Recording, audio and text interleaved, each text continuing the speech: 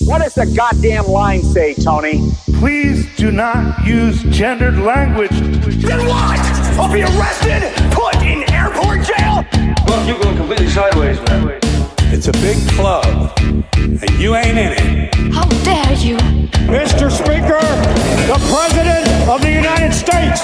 I'm Chris Hansen with Dave on NBC. Jack Marius Tack-Theratrix. Hi, I'm Spartacus. Jackson, Sacramento, he, him. Steven Seagal. Sex offender guy. I'm Keith Morris. This is Mumbai Gutapi. I'm Rick James, bitch. Sorting through the lies. The hijacker's passport was found blocks from the World Trade Center crash site, if you can believe that. We cannot track $2.3 trillion in transactions. And uncovering the centuries-long plan for world domination. Learning about Cuba, having some food. Let's talk about Chinese people. Have you ever been in a Turkish prison? Swangles and Fort Lauderdale. I have sent 6 of my Libyan missiles to blow up the Sears hardware department. Nothing could be more fun than jumping off a cliff with 2 German bisexuals. Oh, you English are so superior, aren't you? Thank you, comrade. And now, macroaggressions. That's what assholes call it. With your host, Buddy, I don't know who you are, but you're about to get chlamydia. Charlie Robinson. Hey, Whitey, where's your hat? You want to drop the blame on Charlie and say it's all Charlie's fault. He was a retard. I get some goddamn diuretic.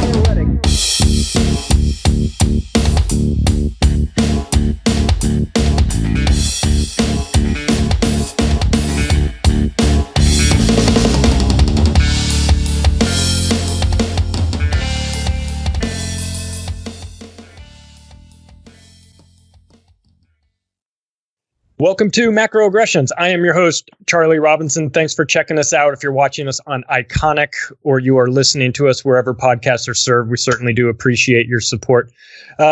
We can't do the show without the help of our 2 sponsors, Curiosity Stream. If you are a documentary nerd like I am, you've got to get Curiosity Stream. They have thousands of documentary shows. They have high definition quality. You can stream it to your laptop, to your television, to your phone or your tablet. Worldwide access, anywhere you want. You can view it offline. It's only $2.99 a month. That's 10 cents a day. It's incredible. Check it out. Everybody can afford 10 cents a day. Come on. What's your education worth? And our other sponsor is Scribd. Unlimited ebooks, audiobooks, and e-magazines. Anywhere you want to go. They have thousands of them. You never get through all of them. You can read till your eyes bleed. You'll never read it all or hear all of the audiobooks that they have. It's only $9.99 a month. It's completely affordable, but check it out for 30 days, free trial. If you don't like it, cancel anytime. Scribd, the best books and audiobooks are waiting for you, and any support for our sponsors directly impacts our show, and we certainly do appreciate it. The links are in the description. And well, the recording of this interview is March 16th, the middle of March, the middle of the insanity of the coronavirus. And there's no better person to bring on to speak about this than somebody that's been involved in the alternative media and has been researching this for 10 plus years. He is the host of the Corbett Report. You can check him out on New World next week with his co-host James Evan Pilato. And you can find him as well talking about a variety of interesting topics. 5 minute, 9/11 in 5 minutes, Oklahoma City in 5 minutes. Of course, I'm talking about James Corbett. James, how are you?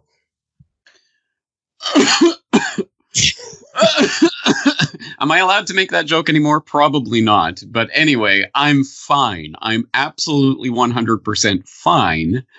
Or at least I think I am for the time being. But I am concerned. I am very concerned about where things are heading from here, as I'm sure you are too. Yeah, well, you were in Japan, and Japan has a reputation of being sort of a closed society, and I don't mean that in a negative way. It's just that's Japan. What is their response been? We see China. I'm in the United States. We know America's freaking out. But what are the people of Japan feeling about this whole thing? We don't get much information about that in the United States.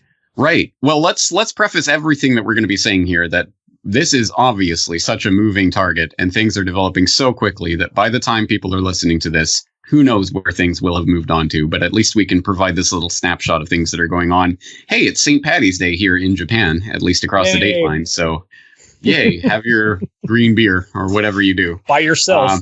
By yourself at home, and make sure you're within at least 1 meter distance from anyone who might be in your home with you. Yeah. So at this precise moment, in fact, I'm going to record a video to show people the Japanese response, because people might be interested to see the response. And maybe people have visions of, I don't know, some sort of Godzilla scenario and people running in the streets and panicking. Absolutely not. And this is fascinating to me. And this is the point that I'm going to specifically make in this video. So maybe by the time people are listening to this, they may have already seen this video. But essentially, this is the clearest indication of all that what we are experiencing right now is a psychological, media-driven phenomenon. It is not a health-related crisis, because I know it's just the flu, bro, and all of those memes and things that are going around online. But nonetheless, it is true that in the time period that this novel coronavirus has been at least officially spreading, it has killed, I think, 3 times less people than the ordinary flu has supposedly killed. And there's so many things to question about that, about death rates for either one of those illnesses. But at any rate, according to the official numbers. So why are people freaking out? They are freaking out because they're being told to freak out. To some extent, people are freaking out because other people are freaking out. If everyone starts buying all the toilet paper, well, I'm going to need toilet paper at some point. I better buy some too. And I don't know when I'm going to be able to get some more, so I better buy all the toilet paper I can find. Suddenly, there's no toilet paper. That's how this craziness unfolds. And so it is a psychological phenomenon, and it is driven by what people are hearing in the media, which of course is what they are dutifully parroting from the governmental overlords, like wherever you happen to be. It may be the mayor of New York City or the governor of New York State, or wherever you happen to be. You're listening to the overarching head of your governmental structure, who's going to tell you exactly how things are going down. And that's where people are getting their information. So in Japan, we are not being encouraged to freak out. We are not being told to panic. We are being told it's okay. Yeah, we have cases. We're monitoring them. We have closed down schools. People are being advised, be careful. But they're not being told to stay home. They're not shutting things down. They're not locking anyone down yet. None of that is happening. And why?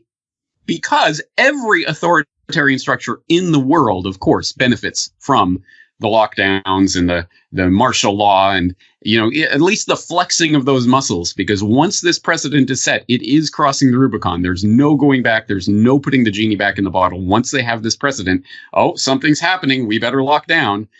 It will get only easier for authoritarian power structures to do it from here. That's why government after government is actually, to some extent, lusting after this. But not in Japan, precisely and specifically because the Japanese government is still pretending that the Tokyo 2020 Summer Olympics is going to happen. Newsflash, Japan, it ain't going to happen. But they haven't conceded to that reality yet. So they are going along business as usual. Don't worry, folks. We got it under control. Don't panic. So people here are not panicking. Because again, everyone's looking to what the government's telling them. The government will tell them from on high how to react. We're not being told to panic, so people aren't panicking. There's no mass buying. I could go out to the store and buy toilet paper. Actually, there were runs on toilet papers in certain like Osaka and Tokyo and places because there was a rumor that it was all coming from China, which isn't even true. But anyway, mostly life goes on 99% as usual. Obviously, the school closures has been a big thing, but certainly not the types of freakouts we've seen elsewhere. And it's specifically because the governmental power structure here benefits from people basically going on as if nothing's happening. And once that switch is flipped, and once they decide, okay, the Olympic Games aren't happening, then I'm sure we'll start to see the lockdowns and things happening here because the Japanese government will then suddenly the scales flip. And although it's in their benefit to pretend nothing's happening right now, then it'll be in their benefit to pretend that it's the end of the world. So that to me is the clearest sign. This is a psychological game that's being played out right now. Yeah. Could it also be cultural, though? Because the Japanese culture tends to be a little bit more reserved and sort of calm. and not prone to freakouts and anything like that? I mean, I understand. Yeah. I have reflected on this. In fact, for a decade plus, I've always thought that Japan will probably be on the leading edge of any economic collapse that happens, because it has been a zombie economy, hoisted up by its central bank for the past 3 decades, since the bursting of the bubble in 1990. The government just basically didn't allow the banks that were dead, essentially, to die. They have kept them alive as zombie banks. Japanese government debt, highest GDP to debt to GDP ratio of any developed nation in the world. I've always thought the economic collapse will have the front row seat. But I'd rather be in Japan for the economic collapse than back home in Canada, precisely because this is not a society that has gone to hell completely yet. People still do cooperate. There still are community structures. Everyone has their family, rice paddy, whatever they go to harvest at harvest time, and they share foods and things like this. I think there is still that sense of community that I'm not expecting people to be rioting in the streets and killing each other. At least it won't start here. I'm expecting that stuff in the US, unfortunately. I hate to say that for my American friends, but I truly have sympathy for them. I think in Japan it will not collapse quite so quickly or so bloodily on the streets. But given long enough, things can happen and things can change. And actually, I watch some of the old footage from the 1950s here of the mass kind of riots and protests that were happening, and communists out on the street and things like this that were happening in Japan. And from my perspective here in 2020 in Japan, it's almost unthinkable that was happening in Japan. Like, that's complete worlds apart from the way it is today. And it just goes to show, again, people are shaped by the things that are happening around them, economic and geopolitical things and military and all these factors that, once again, when the switch is flipped, things can change. And that's something people are going to have to keep in mind as we I called it the roller coaster in my most recent editorial. We're on the roller coaster right now and it's whipping around. But keep in mind, the one thing that we can count on right now is sharp, sudden, drastic changes that will bring out things in people that we may never have seen before in our lifetime. So buckle in, get prepared. Yeah. Well, we in the alternative media / conspiracy research world have talked about martial law for a long, long time. It's this theory. It's this thing out there. It's, that's what happens in war-torn countries. That's what happened in World War II or it's abstract to us. But you put out a new video talking about medical martial law. And it struck me that might be the most realistic form of martial law, because in order for overt martial law to take hold, you think of people, troops on the streets with guns telling you have to stay inside your house. But as we know, the best form of censorship is self-censorship. So the best form of martial law is self-martial law, where you quarantine yourself. And it seems that the medical component to this is, if you were an evil genius sitting in your bat cave, trying to think of some way to control the population, you'd say, well, I want them to control themselves. They couldn't devise a better way of doing it than a medical pandemic, could they? This is just the blueprint for us demanding our own self-isolation. Is it not? Exactly right. And it's almost like they did engineer this. Oh, well, ooh, what a crazy thought that would be, you conspiracy theorist. My tinfoil hat on. Yeah, exactly. Well, I have no definitive proof on that one way or another. It seems quite likely to me that assuming this is really spreading and this really is a thing, which even that has question marks over it, but assuming it is, it would seem most likely to me that this is some sort of engineered virus of some sort that may have escaped by accident. It may have been unleashed on purpose. Again, I don't know, and I'm not going to speculate on speculation. But certainly, it is almost like this is a dream scenario for any would-be authoritarian that wants to flex the martial law muscle, because exactly as you said, this is kind of the nightmare scenario for people who are still concerned about what has still remained of civil liberties in our age. Even saying that seems almost, what are you talking about? That was so pre 9/11. Well, this is the new 9/11, and they're going to take even more away from what people have, the liberties that people have enjoyed hitherto. And precisely because it is coming on the back of this concern that is being, as I say, psychologically driven into the public to make them demand, to clamor for their own enslavement to a certain extent. And this is a phenomenon that I've noted before on the podcast. In fact, you say this is a new video that I've released about medical martial law. It is a new video, but it is actually the audio of a podcast that I did 11 years ago during the swine flu hype of 2009. Remember that? Yeah. Yeah. And I was noting at that time that even then, for several years up to that point, they've been preparing various legislative proposals and things for instituting medical martial law in the event of some sort of medical scenario, like the Public State Health Emergency Act, whatever the exact name of that is. But the model law that they drafted in the wake of 9/11 during the anthrax scare, that then they started passing in state legislature after state legislature all around the U.S. in order to basically codify and make sure that they had these emergency powers that they're now invoking. These things can take decades. Sometimes it'll be the infrastructure, the legislative framework will be laid decades in advance. And suddenly, once that switch is flipped, once the lever is pulled, suddenly people are like, oh, I didn't know this even existed. Yeah, it's been there for decades. And some people have been warning you about it. In fact, I note with some bemusement that I think the second or third most popular video that I have ever done on my YouTube channel, over 2 million views, I believe, was about martial law. It was about the U.S. Army prepares to invade U.S., which is a video that I did back in 2008 before the 2008 selection cycle played out. And it was talking about the moves that had been made through decades, really. Reagan, Clinton, Bush 1, Bush 2. All of these regimes had implemented various variations on setting the framework for martial law, preparing for martial law, doing martial law exercises, training American troops to go in.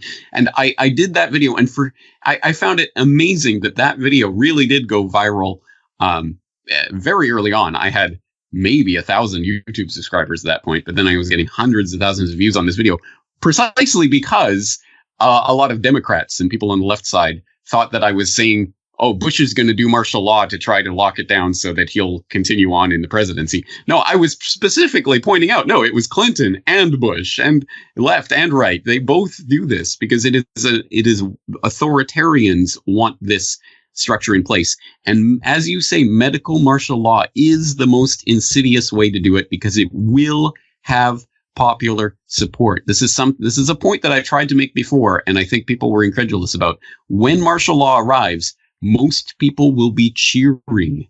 They will not be jeering.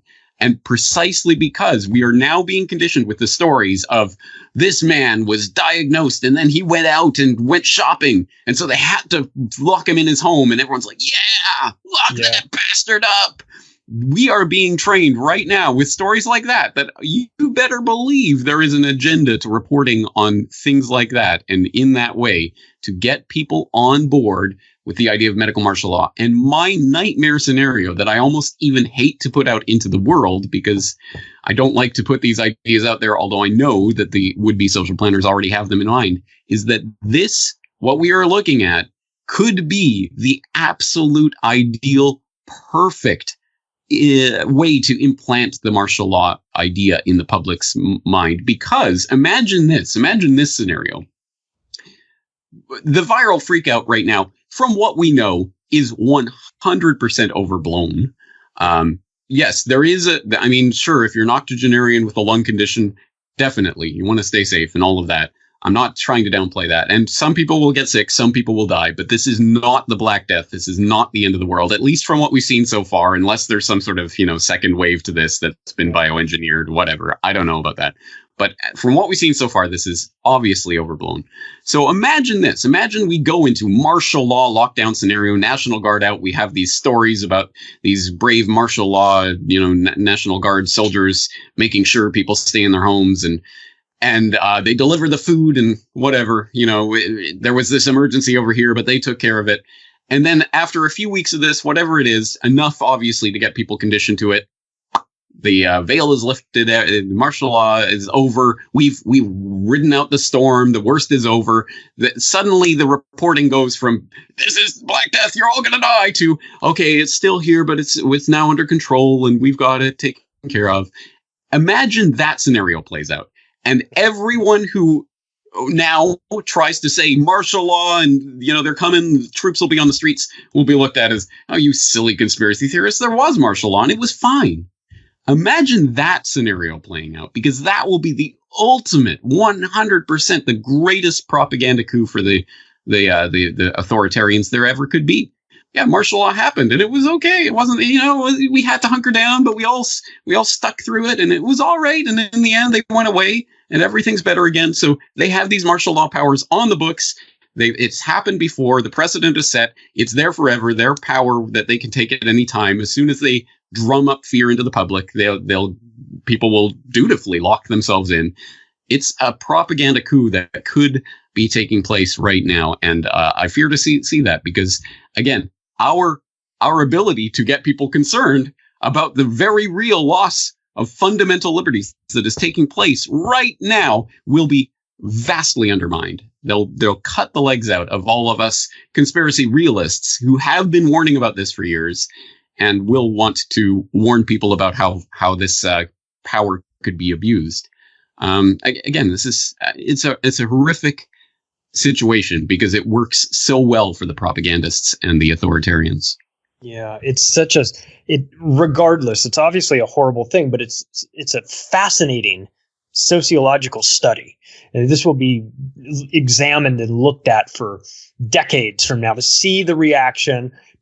Almost like a dress rehearsal, trial run, call it what you want, but to see where the pressure points are with people, see if did the media overplay this? Did the government overplay this? What could we do differently? You can almost see them in these big boardrooms. Exactly.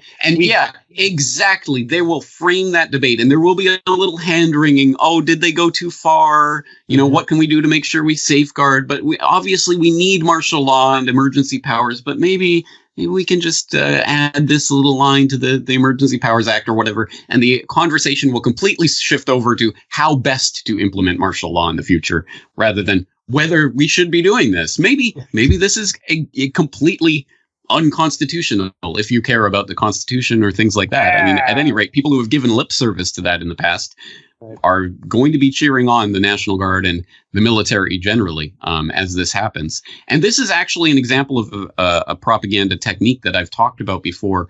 I talked about it, for example, in the context of geoengineering, the dreaded chemtrails. You are a crazy conspiracy theorist, you conspiracy theorist. It's not happening. It's not happening. You're crazy. It's not happening. You're crazy.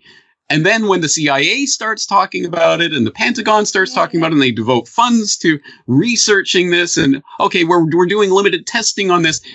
As soon as it becomes normalized in the minds of the public, then of course it exists. Of course they're doing this. What, you think that's strange?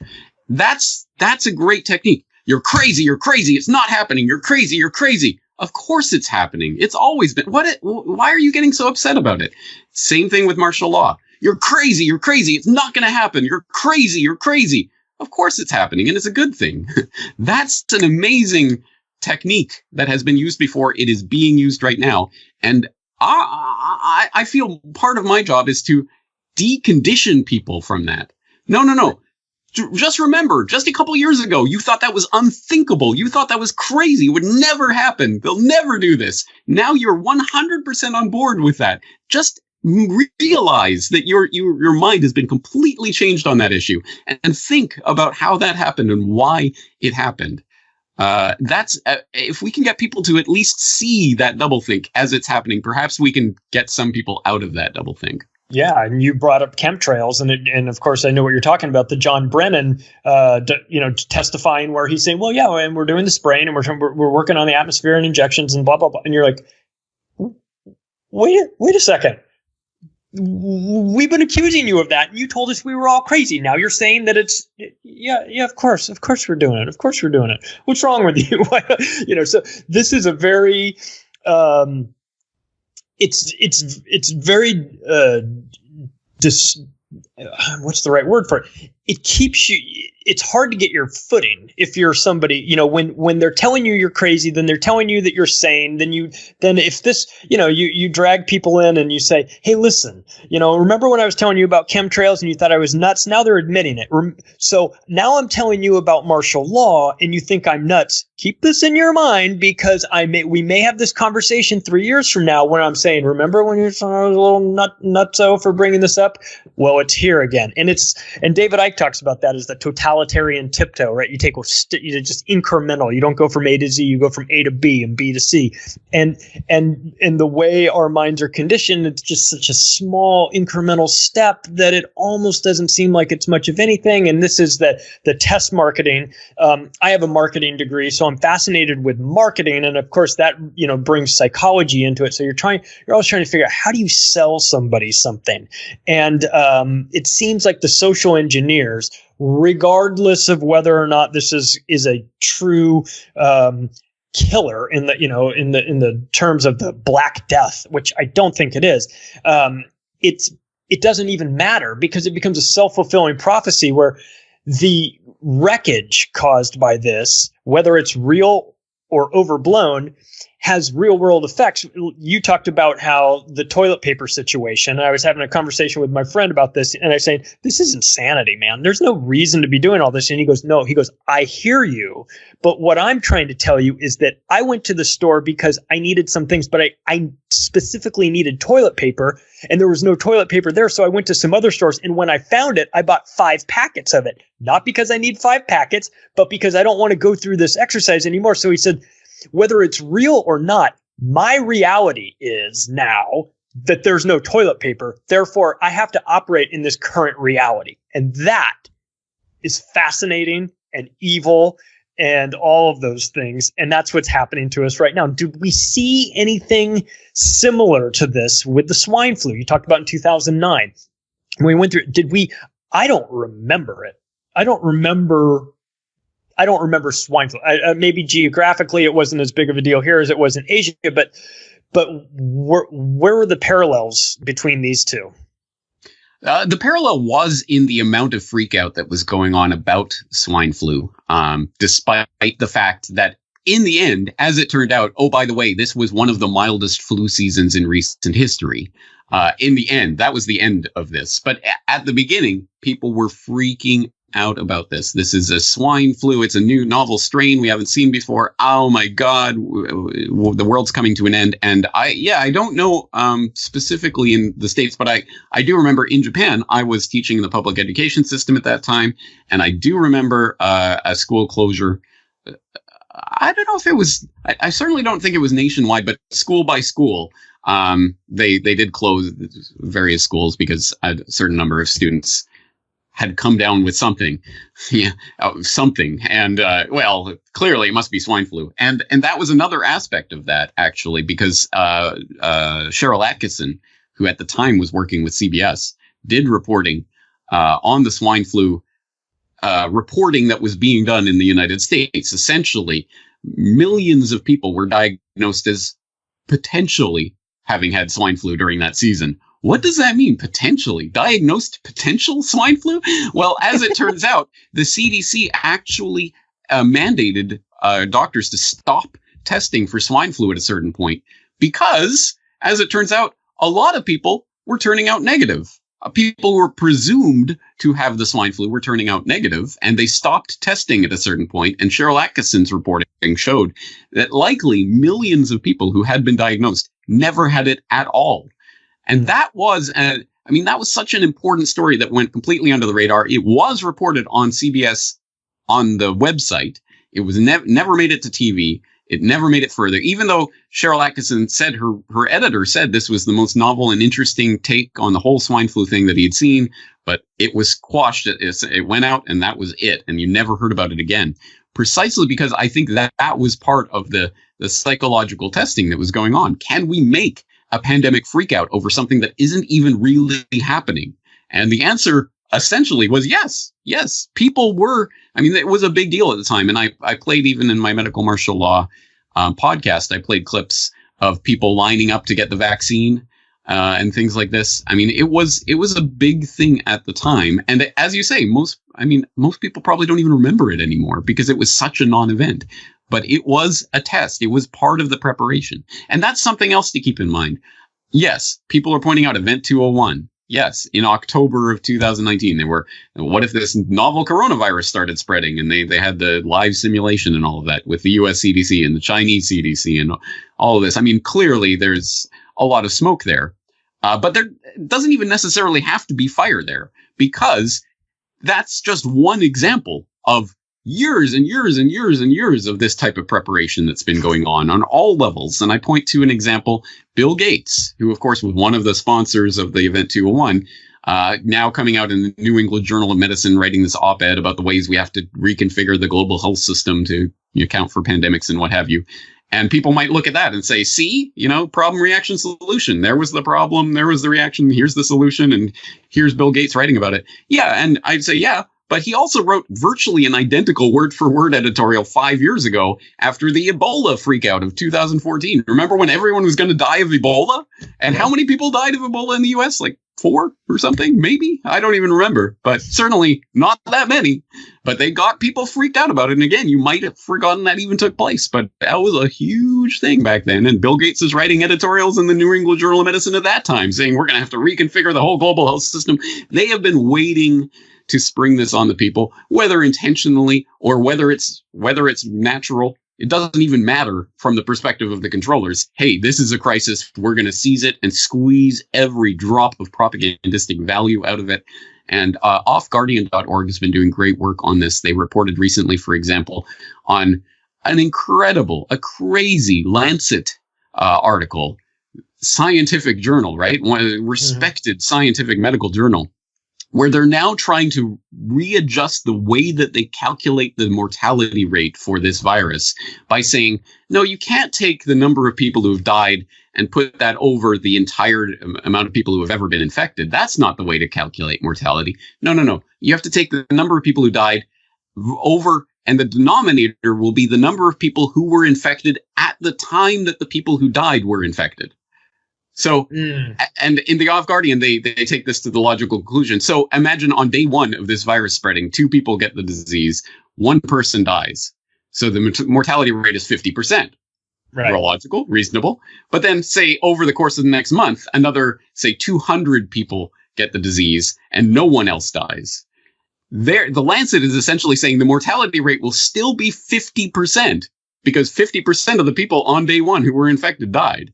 But wait, now we have 200 people and only 1 person who died, but the mortality rate is still 50%. It's nonsense. It's total statistical manipulation. But now they're starting to say this for this outbreak in particular, precisely because they want to juice up the numbers. They want to make the mortality rate as high as possible. Wikipedia, meanwhile, is in live time currently editing down the mortality rate of the 1918 Spanish flu. It has been somewhere 10 to 20%. Obviously, we don't have hard numbers on it, but something like that for the mortality rate of this 1918 Spanish flu. Now it's being adjusted down to 2% based on faulty numbers that have been. This has been debunked in the past, but they're now, even as we speak, they're having an edit war on Wikipedia about this to try to adjust down. It's the exact same thing with the global warming hoax. Adjust down the old temperatures, adjust up the new temperatures, so it looks like there's more warming than there's actually been. They're adjusting down the mortality rate of Spanish flu, adjusting up the mortality rate of this current freak out over coronavirus in order to make it look even worse. This is even worse than Spanish flu. This is even horrible, in order, of course, to juice it for everything it's worth in terms of martial law and other types of powers that are coming on the back of this. This is truly incredible. And as you say, we will be studying this for decades to come, I have no doubt, in one form or another, unless, and let's not, we have to bring up this possibility, but unless this is just the beginning. Maybe this is a double tap event or a triple tap event. Or can you imagine if there's some sort of big terror staged false flag terror event in the midst of all this, or whatever it is? And plus, yeah, we're living through 1929 in real time. We are seeing it happen right now. Volatility on the stock market, not that the stock market is the economy, but it at least tells people where people's heads are at. Volatility is absolutely insane. We've never seen anything like this. 5 to 12% losses and gains every single day, back to back to back to back to back. This does not happen. We've never seen anything like what's happening right now happen. And this is just the beginning, just the trailing edge of it. Even if the entire coronavirus freakout ended tomorrow, so much of the economic effects of this have already been baked into the cake. And the longer it extends, the worse it's going to get. I am not delighting in this. I do not take any schadenfreude or anything out of this, because it will affect billions of people and the way we live our lives. And you're already starting to see those editorials too. This will change the way we live our lives. Yeah, you better believe it will. And who thought this was going to be the way the year 2020 went, especially after the World War III scare and the Australian bushfires? Oh, those will be the stories of the year. If only World War III scare was going to be the story of the year. Yeah, well, you brought up an interesting point. This requires us to put on our conspiratorial hat, but also I think just maybe look at it from a logical standpoint.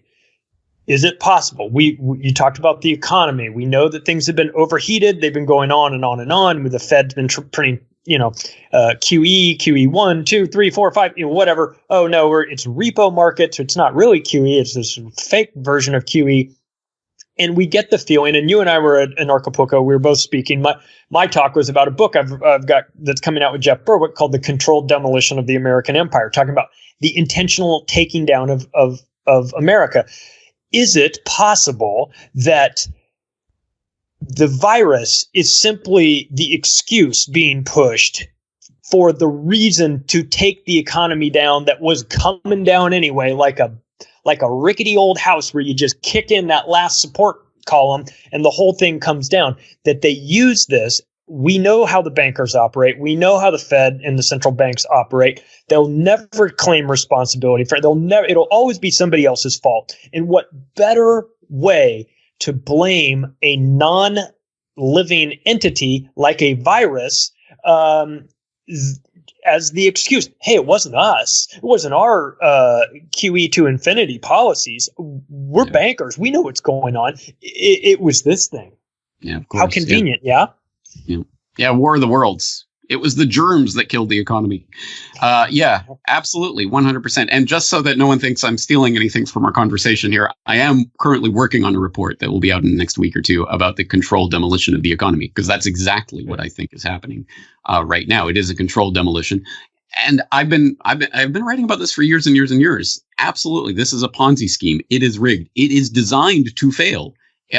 The people who have designed the system are not stupid. There are many things, but they're not stupid. They know that this Ponzi scheme cannot continue indefinitely. It has to come down at a certain point. And they've been quietly laying the architecture for the framework for the new global financial system that's coming into view.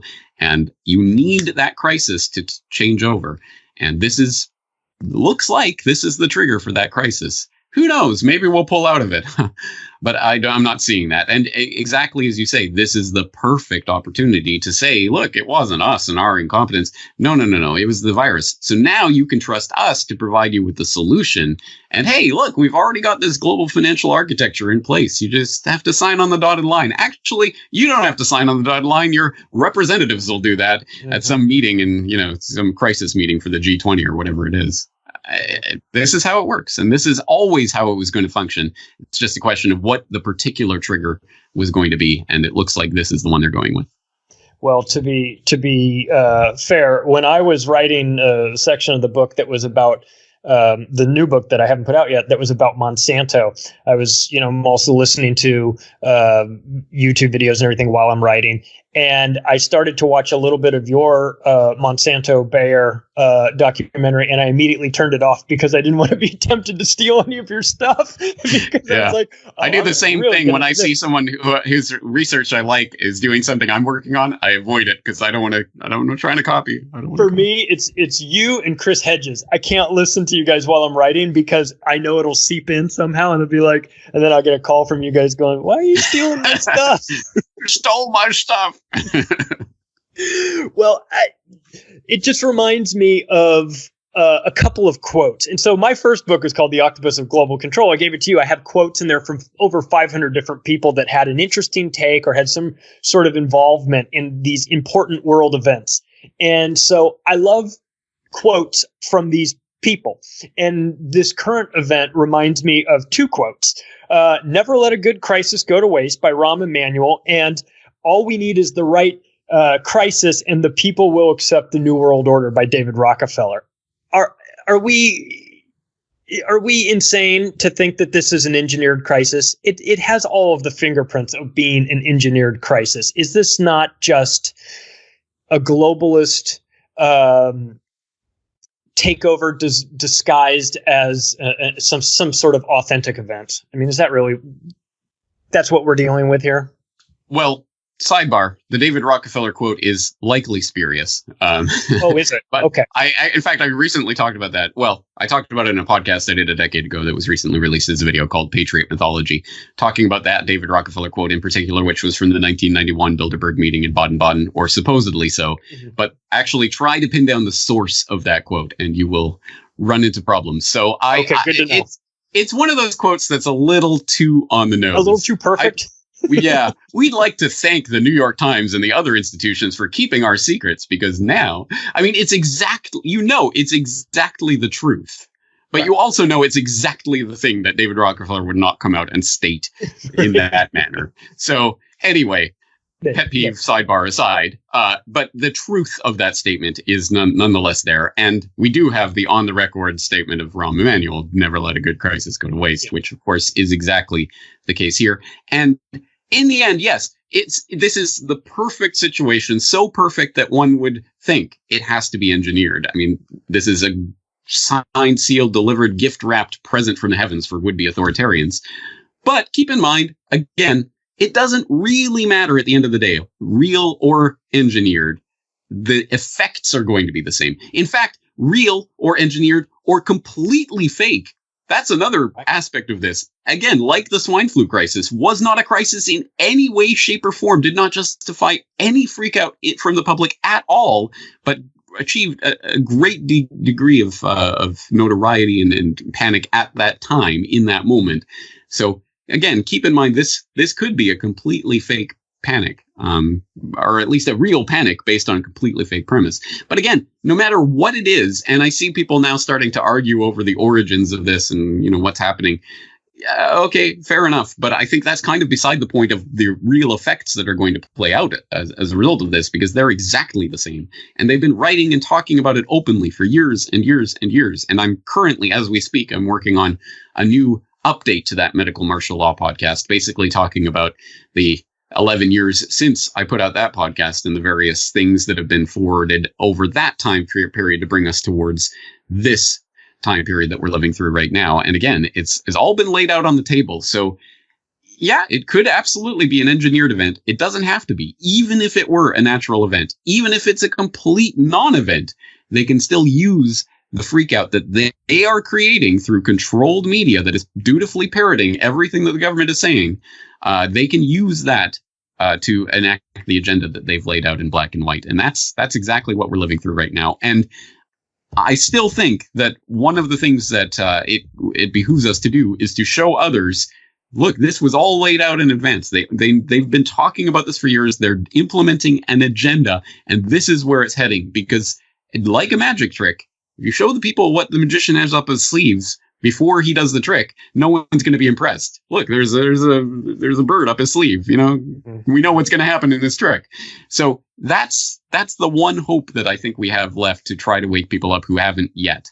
Unfortunately, fear is an incredible motivator for people, and the would-be social controllers have always known this. And in times of true crisis, if we go into total lockdown, and if they tank the internet, and if there's a terrorist attack, and who knows, you know, layer upon layer of this, people will turn to trustworthy and authoritative sources for information, and assuming they can even hear us at all at that point, assuming they will even be able to access our work at that point, no one will want to listen to the crazy conspiracy theorists, because the army, the National Guard, is going to deliver food and make sure everyone gets through this. So we better do whatever they say, and that's the mode that people are going to be conditioned into, unless we can get it out ahead of this and show people what the magician has up his sleeves. Yeah, it's crazy to me that we have a track record, you specifically, a deep track record of talking about things in advance and then them happening the way you laid them out, with logic and common sense, and explaining how the scams work. But you're the crazy person. Meanwhile, the mainstream media has a track record of constantly and systematically and pathologically lying to the American public, yet this time's different. This time we got to turn on ABC News to see what's going. We're going to figure out what's going on. David Weir and all these guys, they're going to tell us what's going on. Listen, tell us what's going on. It's like we have Stockholm syndrome. We are believing the least credible, the least trustworthy sources, and yet being dismissed, not us, but people, the average person that would turn on your show, you could show them a history of how you were right about this. And yet, because you're not wearing a suit and tie and sitting at the anchor desk, somehow your information has some sort of it's discredit. It just doesn't have the authority. It's a fascinating component of this that it seems like people aren't going to wake up to anytime soon. How do we get past this? Do we have to put on the suit and tie and sit at a desk and and look extra professional in order to get people to pay attention to us? Is that all it takes? Because clearly the message doesn't matter. Because the people giving you the incorrect message still have ratings, although tailed off, it seems a little bit, but still these authoritative sources. It's baffling to me that the alternative media is shit on by people, and yet the mainstream media, which has